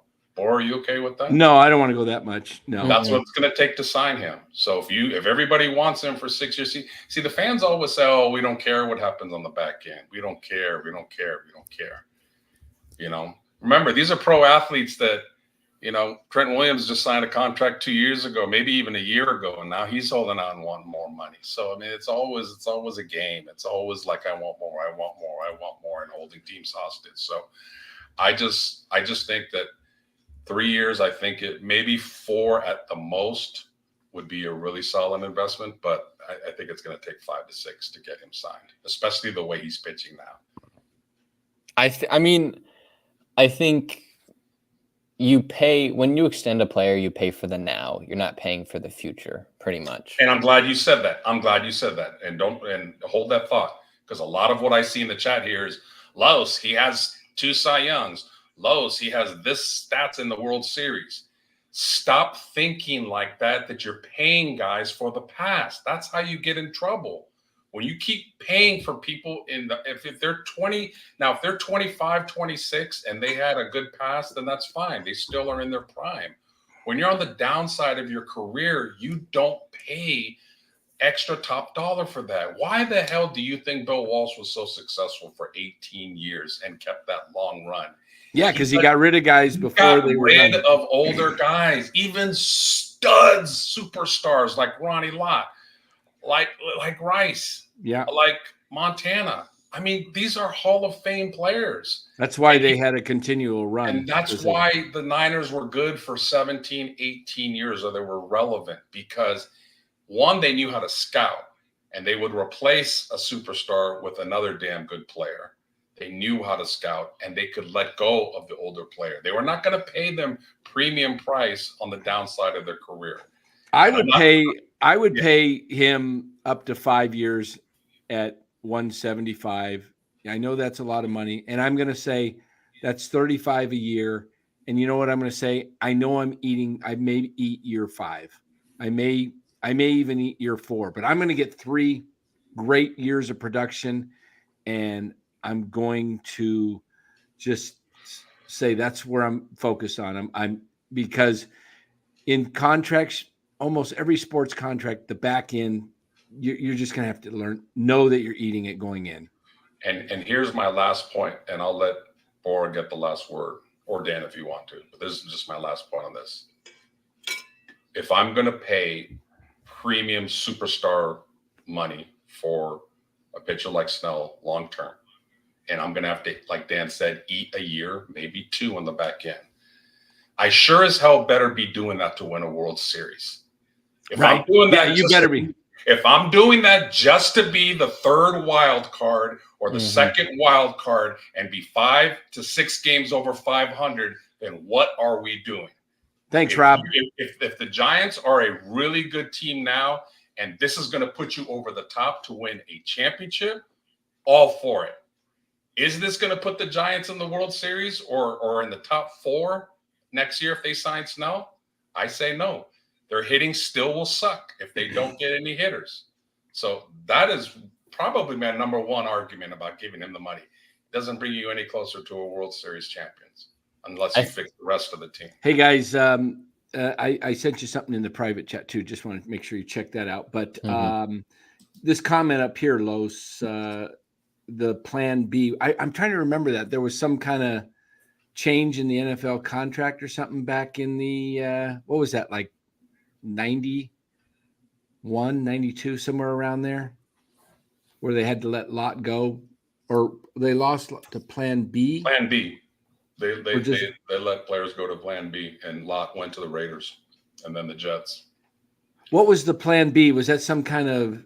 I'm trying to remember. I forgot. It was some every team had to unprotect 3 to 5 players, and they could be just younger players that were not panning out, or they could be older players that were high-priced veterans.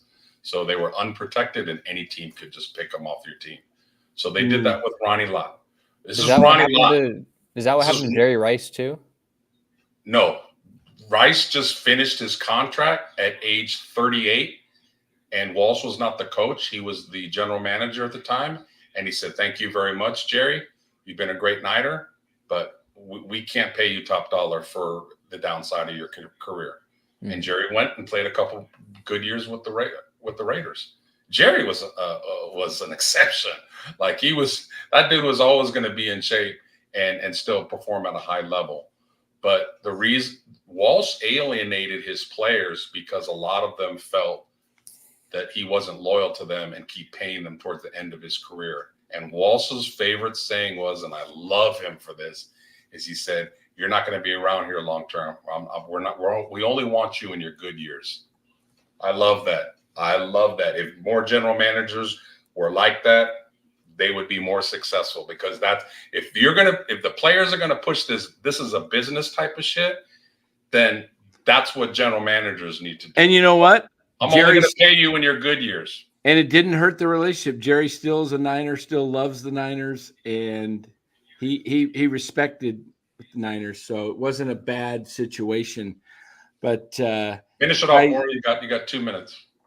Final point. We got 1 minute. I mean, that's a great point that you made about not or wanting to pay him for the World Series. Yeah, I could argue. I mean, where would the Giants be without Blake Snell right now? I mean, I think the Giants could be completely out of it, below 500, at least 5 to 10 games below 500.